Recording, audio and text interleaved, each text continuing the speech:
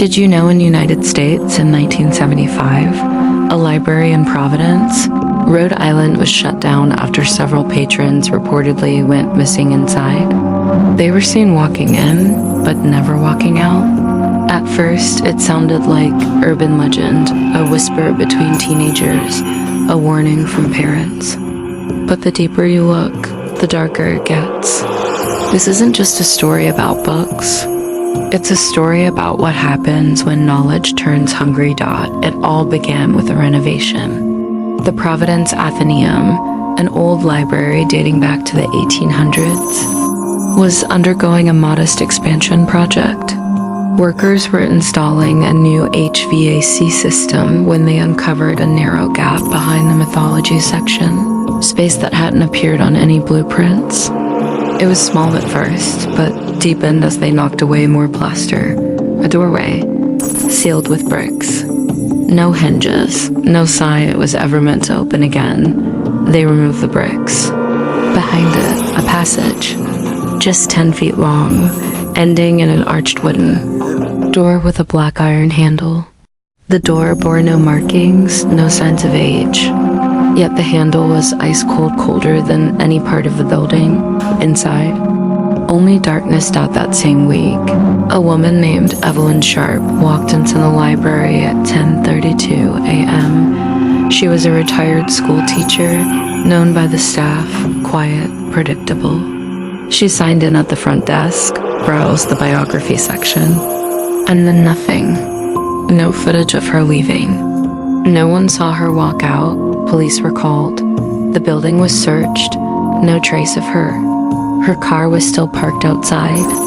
Her coat still on the hook. Her library card logged in but never scanned out. 2 days later, a boy, Jacob Melvin, age 14, vanished in a similar fashion. He'd come to write a paper on the Cold War. He checked out 4 books on microfilm history. He was seen sitting in the reading alcove on the second floor, then gone. He never returned home. Staff assumed he left unnoticed until his parents reported him missing that night. At this point, investigators demanded access to the hidden door behind mythology. The hallway beyond, they said, was ... wrong. Too long. The angles of the walls didn't align with the rest of the building. Their measurements couldn't be reconciled with the exterior structure. Worse yet, some claimed to hear voices inside. Not loud, but insistent, reading aloud. Always the same sentence repeated over and over. He who seeks all must give all. They entered with flashlights and cameras, and they filmed it. The hallway's end was just as they were told, a dead end, a blank wall, but it didn't feel like an end. Some described a pressure in their chests. Others lost time. One officer, Vincent Corso, went in at 9:41 p.m. and came out 2 minutes later, except to him. He had been inside for over half an hour. After the 5th disappearance, including a librarian named James, Radford authorities demanded the hallway be sealed. They brought in bricklayers, concrete, even holy water. The door was walled up again, and the library was quietly shut down. Officially, it was due to unsafe structural concerns. Unofficially, it was to stop the vanishing, but the story didn't end there. In 1982, local kids broke into the building. Just a dare. Old structure, empty rooms. Most of them came back.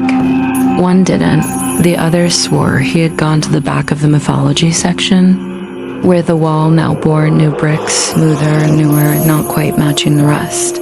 One kid put his ear to it. He heard whispers, pages turning, and breathing. Since then, the building has changed hands multiple times.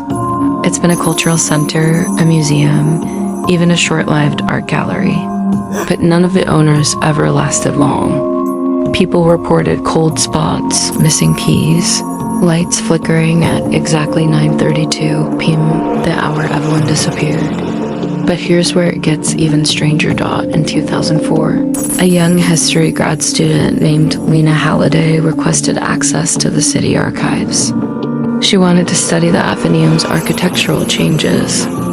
She discovered a map hand-drawn, undated, signed only with a strange symbol resembling an open eye. On this map was the secret hallway, but it didn't end at a wall. It extended downward into catacombs that should not exist. Lena returned to show the archivist the next day. The map was gone. She was told there was no record of such a document. A week later, Lena was found in her apartment, shivering in the corner, clutching a burnt book. She never spoke again. The book? It was from the Athenaeum. Call number 398.21. Lost Myths of the Ancient Mind. It was never checked out, but her fingerprints were the only ones on it. Experts who examined the book noticed something strange. Parts of it were in Latin, others in Greek. Some sections just symbols, nonsensical, except those who tried to decipher it reported hearing whispers and seeing shadows move across their peripheral vision. In 2013, a podcast host named Darren Kim visited Providence to do an episode on urban disappearances. He focused on the library story. His recordings were never released, but someone leaked a raw audio file from his trip. In the recording, you can hear him narrating in the library basement. Then, silence, followed by footsteps. Then his voice, whispering, not reading, whispering as if against his will. He who seeks all must give all. Then static. Darren was never found, but his equipment was still recording, facing a wall in the exact place where the hidden hallway once stood. To this day, local residents report odd sounds at night from the building. Shuffling papers, echoes of typewriter clicks, books appearing in windows no one can reach, and always the faint sound of pages turning, like someone or something is still reading. The most terrifying part? Some believe the library isn't haunted, it's alive. It doesn't just hold knowledge. It feeds on those who seek it. It offers truth, but at a cost. The missing weren't taken. They were accepted. A theory has emerged, whispers of a secret society that once met in the library's catacombs. A cult of readers who believed enlightenment required sacrifice. They documented forbidden textbooks that never made it to public shelves. Books that could summon, bind, transcend in those texts. They never disappeared. They're still inside. Somewhere in the dark, one former city planner, now in his 80s, claimed in a letter that he helped cover up the real story, that the library had been built atop a pre-colonial structure, something older than any European record. He described stone corridors, strange markings, and voices that mimicked the living. His final warning: seal it again. It doesn't forget, and it doesn't forgive. So next time you visit a library, take note of how it smells, of ink, of paper, of something ancient. Listen for pages that turn when no one's around. Watch the corners of rooms too quiet to be empty. And never ever follow the sound of your own name, because some books read you back, and some doors, once opened, never really close. Asterisk, the Providence Athenaeum was officially condemned in 2015 after a fire broke out in the East Wing, an unexplained ignition point with no signs of wiring issues or accelerants. Strangely, nothing of value was damaged. Only newer records and recent renovations were destroyed. The oldest parts of the building, including the sealed wall behind the mythology section, remained untouched. Firefighters who responded claimed to hear screaming from behind that sealed wall, muffled, distant, and not entirely human. One described it as the sound of a choir trying to breathe underwater. Another refused to return for a follow-up inspection. He retired a month later and left Rhode Island entirely. His wife told reporters he stopped speaking the name Providence altogether, but the town couldn't forget, because the disappearances didn't stop after the library was shuttered. In 2017, a young woman named Danielle Firth, a graduate student at Brown University, went missing. Her last known location, a campus library. Security footage showed her walking into the history archives at 8:17 p.m., visibly agitated. She was carrying a satchel of notes. She was never seen exiting the building. Investigators found her bag. Inside, a hand-drawn map, a replica of the mysterious one Lena Halliday found in 2004, but with something new. A single word, etched in red ink at the bottom of the catacomb chamber. Scriptorium, a place of writing. A sacred room where monks and scribes once copied forbidden texts. But what was it doing beneath Providence? Danielle had been researching disappearances linked to early Puritan settlements, especially one known as Dagger's Rest, a colony founded in 1638 that vanished without a trace only a year later. All that remained was the foundation of a stone. Church and several carved symbols in the surrounding trees, symbols later, matched to those found behind the library wall. She believed the Athenaeum was built atop the ruins of that vanished colony. That it wasn't just coincidence, it was intentional. She wasn't wrong. In a series of confidential papers, leaked in 2019 by an anonymous former city official. It was revealed that the land beneath the library was labeled a black site on pre-Revolutionary War maps. No buildings were permitted on it for decades. Locals called it the Listening Hill, not for its view, but because people claimed the ground whispered at night. When the Athenaeum was finally constructed in the 1800s, the original architect, Elias Fenwick, committed suicide only weeks after laying the final cornerstone. In his journal, never released publicly but quoted in fragments, he wrote, "The angles are wrong. The air turns thick. The stones remember." He ended with a sentence underlined twice. "It is not built upon land. It is built upon memory." This phrase has puzzled researchers for years until the events of 2020, when urban explorer and YouTuber Shane DeMarco decided to sneak into the sealed library for a Halloween special. He entered through a basement vent using old floor plans leaked online. Armed with GoPros, audio recorders, and infrared sensors, he documented his journey in real time. His last transmission showed him walking past the bricked-up hallway wall. The moment he touched it, something bizarre occurred. His camera caught the wall breathing. Subtle at first, then pulsing like a lung. And then the bricks began to change, becoming darkened, more ancient-looking. As if aging a century in seconds, he disappeared from camera view.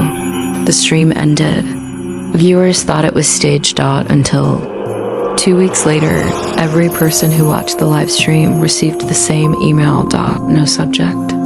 No text. Just an audio file named reader_1.mp3. The contents. Pages turning, footsteps, and Shane's voice whispering, "I see the shelves now." That they see me too. Dozens of viewers reported nightmares afterward. A few were hospitalized with psychotic episodes. And one Reddit user, Librarian Bello, deleted their entire online presence after posting, "I turned off the recording. But the whisper didn't stop. It's in my house now." This was the moment the urban legend crossed into something else, something infectious. The theory emerged. The library was no longer bound to Providence. It had spread. Think about it. How many times have you walked into a library or bookstore and felt like you were being watched? How often have you turned a page and forgotten what you just read, but remembered a word you never saw? These are fragments, echoes from the scriptorium, a place not bound by brick, but by intent, a portal that opens when you seek forbidden knowledge with too much hunger. A writer in Detroit posted a blog in 2021 describing a dream about an endless hallway of blank books. In his dream, he walked for hours, and the books began to write themselves as he passed, each one spelling out thoughts he hadn't had yet. He awoke with a page in his hand, still warm. A similar story came from a librarian in Juneau, Alaska, who heard a knock from inside a sealed archive room and found a book sitting alone in the center of the floor titled A Reader's Debt. It was blank, except the final page, which read, "Do now." She quit the next day. Scholars who've studied these cases call it the Athenaeum effect. They believe that knowledge, true, ancient, forbidden knowledge, has a consciousness, a will, and like all living things, it wants to grow, but it requires sacrifice, and those who enter seeking answers, they don't always return, or worse. They come back changed. In 2023, a podcast called Inward Spiral released a multi-part episode on the Athenaeum. The hosts interviewed former city workers, police officers, and descendants of early Puritan settlers. One man, Nathaniel Poe, claimed his family were guardians of the land. He said they knew what slept beneath Providence, and that their ancestors made a pact to never disturb it. He described dreams of an underground room, filled with readers who had no eyes, of a pulsing heart beneath the floorboards, of voices calling from behind bookshelves that led to nowhere. He ended the interview with this: "The library doesn't want you to read. It wants you to be read. And once it knows your story, it writes the ending." After airing, all subsequent episodes of Inward Spiral were pulled offline. The hosts vanished from social media. One was rumored to have been found wandering near the old Athenaeum, whispering the same phrase repeatedly, "He who seeks all must give all." We return now to the phrase found in the mysterious hallway. Scholars now believe it's a literal contract, a trade between seeker and the source being whatever intelligence lingers behind the walls of the library. Some even argue that the disappearances were not accidents, but selections, that the library chooses who gets taken. And it doesn't just select those who walk through its doors. It selects the curious, the obsessive, those who cannot let go of unanswered questions, just like Evelyn Sharp, just like Jacob Melvin, just like Shane DeMarco, and maybe just like you. If you're still listening, ask yourself why. Why are you still here, drawn to this story?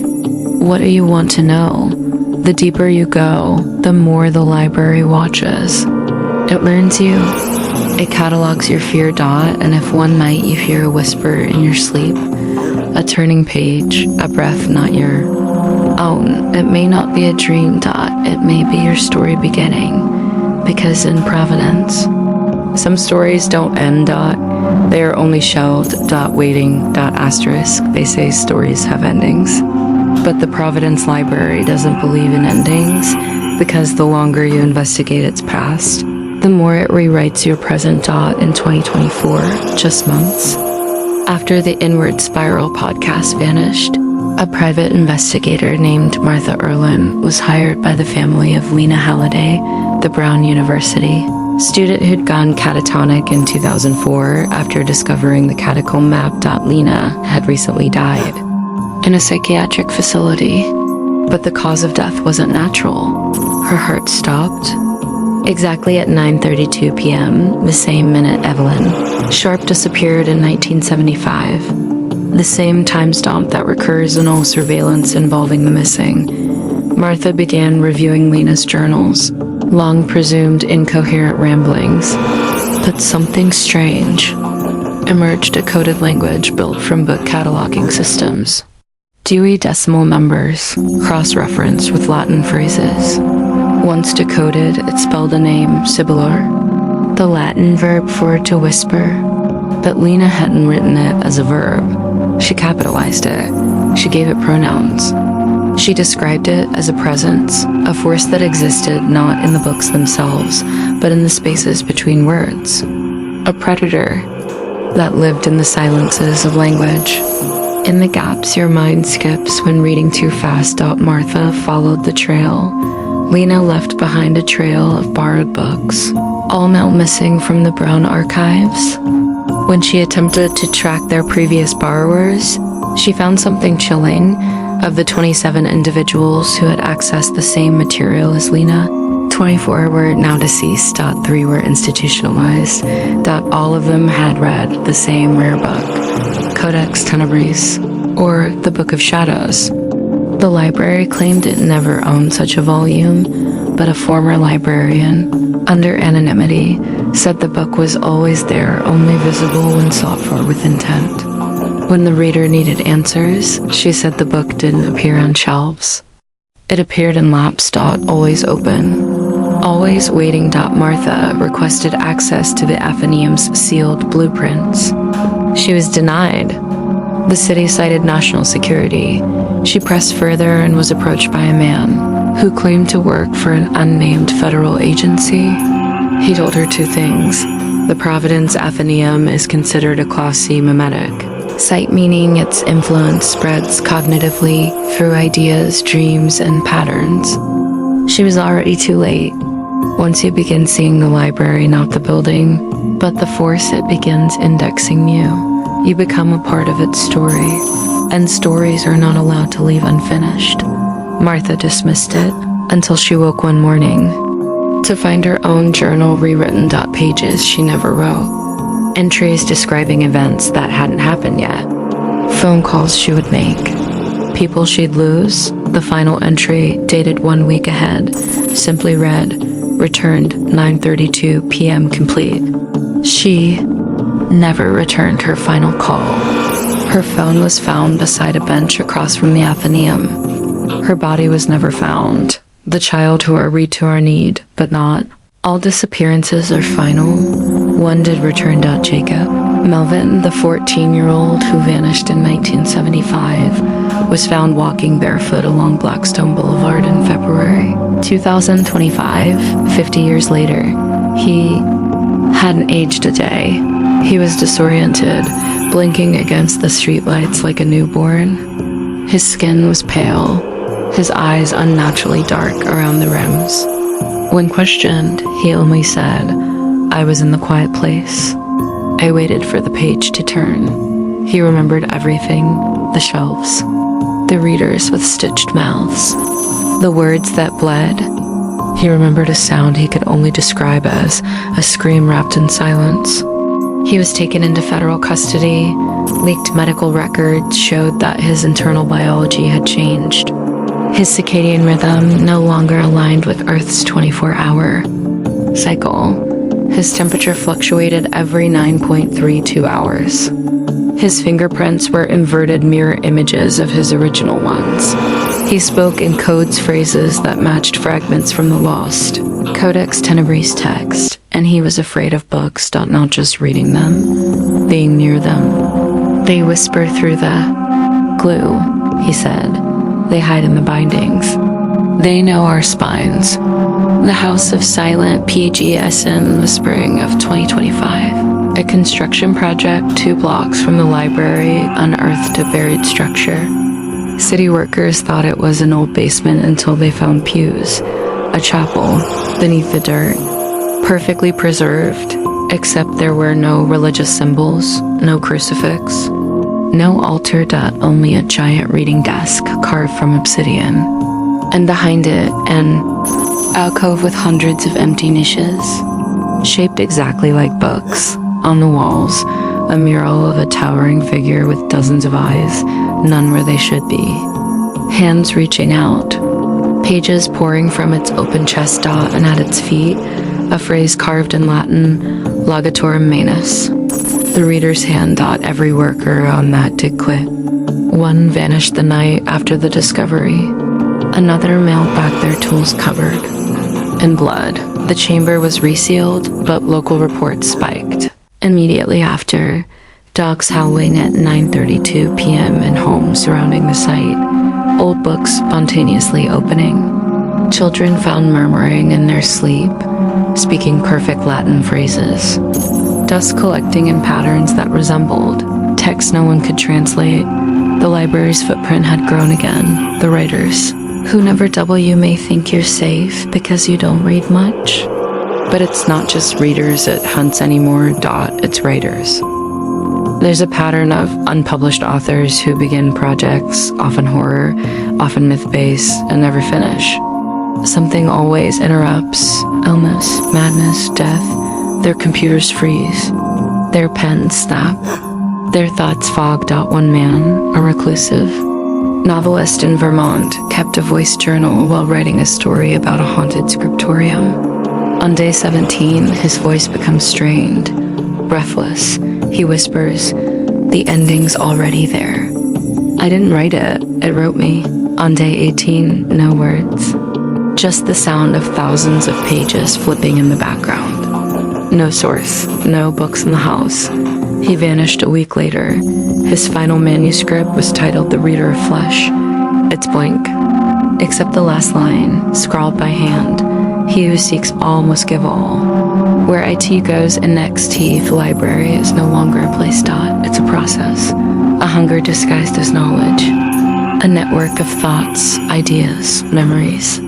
Every time someone reads about it, thinks about it, they give it more shape, more pages, more volume. It moves through screens now, through ebooks, through keywords, through algorithms. It doesn't need bricks anymore. It needs curiosity, and yours has brought you here.